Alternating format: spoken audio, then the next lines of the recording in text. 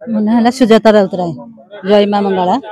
ବାଦଲପୁର ରାଉତରା ସାହି ଆମ ପୂଜା ସଂସ୍ଥା। ଆପଣ ତ ଦେଖୁଛନ୍ତି ଯାହା ସଜା ହେଇଛି, ଭଲ ଭଲରେ ଆମର ପୂଜା ସଂସ୍କୃତିଟା ସମ୍ପନ୍ନ ହେଲା। ଭଲ ପ୍ରୋଗ୍ରାମ ରଖିଥିଲୁ, ପିଲାମାନେ କିଛି କମ୍ପିଟିସନ ପ୍ରୋଗ୍ରାମ କରିଥିଲୁ।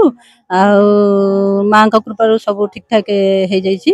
ଆଗାମୀ ବର୍ଷ ପର୍ଯ୍ୟନ୍ତ ବୋଧେ ମାଙ୍କ ଆଶୀର୍ବାଦ ରହିଲେ ସବୁ ଏମିତି ଠିକ ଠାକ ରହିବ। ସମସ୍ତଙ୍କର ମନସ୍କାମନା। ମା ମଙ୍ଗଳା ଗ୍ରୁପର ଜଣେ ମେମ୍ବର। ଏଥର ଆମେ ଖୁଦୁରୁକୁଣୀ ସବୁବେଳେ 4 ପାଳି ନହେଲେ 5 ପାଳି ପड़े। ଏଇଥର ଆମର 4 ପାଳି ପଡ଼ିଥିଲା। ଆଉ ଏଥର ଆମର ଏଇ 31 ତାରିଖ ରବିବାର ଦିନ ଆମର ଶେଷ ପାଳି ହେଇଥିଲା। ସେଥିପାଇଁ ଆମେ ଜାକଜକମରେ ପୂଜା ଆୟୋଜନ କରିଥିଲୁ। ଆଉ ଭୋଗରେ ଆମେ ଫଳ, ପିଠା, ପଣା ଏସବୁ ପ୍ରସାଦ ମାଙ୍କୁ ଅର୍ପଣ କରିଥିଲୁ।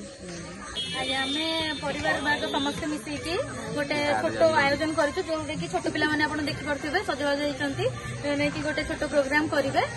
ସେଥିପାଇଁ ଆମ ପରିବାର ସମସ୍ତେ ଅପେକ୍ଷା କରିକି ବସୁଛନ୍ତି ସେମାନଙ୍କର ଡ୍ୟାନ୍ସ ପ୍ରୋଗ୍ରାମ ଦେଖିବା ପାଇଁ। ଆଉ ଭାଇମାନେ ଆମକୁ ବହୁତ ସାହାଯ୍ୟ କରିଛନ୍ତି, ଯେଉଁମାନେ ଆମର ଆପଣ ଚାହିଁଲେ ଦେଖିପାରୁଥିବେ ସମସ୍ତେ ଅଛନ୍ତି। ସେମାନଙ୍କ ସାହାଯ୍ୟ ଆଉ ସହଯୋଗରେ ହିଁ ଆମର ପୂଜା शुरू कर। ମୁଁ ଯେବେ ଛୋଟ ଥିଲି ମୁଁ ଦେଖି ଆସୁଛି ଆମର ବହୁତ ବଡ଼ ମାନେ ସମସ୍ତେ ବହୁତ ପୂର୍ବ କାଳରୁ ପୂଜା କରି ଆସୁଛନ୍ତି। ତ ଆମେ ବି ତାଙ୍କର ପାଦ ଚିହ୍ନକୁ ଅନୁସରଣ କରିଚାଲିଛୁ। ଦେଖାଯାଉ ମାଙ୍କ କୃପାରୁ କେତେ ଦିନ ଆଗକୁ ମାନେ ମାଙ୍କ କୃପାରୁ ହିଁ ଆମର ବର୍ତ୍ତମାନ ପର୍ଯ୍ୟନ୍ତ ଆମର ଯାହା ପାରମ୍ପରିକ ରହିଲା କାର୍ଯ୍ୟକ୍ରମ, ଯାହା ବି ଆମର ରହୁଛି ସବୁ ଜିନିଷ ଯୋଉଟାକି ଆପଣ କହିଲେ ପୁରାତନ ଜିନିଷ ଆମେ ରଖି ଆସୁଛୁ, କେବଳ ମାଙ୍କ କୃପାରୁ ହିଁ ରହି ଆସିଛି। ନହେଲେ ବର୍ତ୍ତମାନ ଆପଣ ଦେଖୁଥିବେ ଦେଶ ଦିନ ବହୁତ ଆଗକୁ ବଢିଗଲାଣି, କିନ୍ତୁ ଆମେ ଭୁବନେଶ୍ୱର ସହରରେ ରହି ମଧ୍ୟ ଆମର ପରମ୍ପରା ଆଉ ଆମର ସଂସ୍କୃତିକୁ ବଜାୟ ରଖିଛୁ।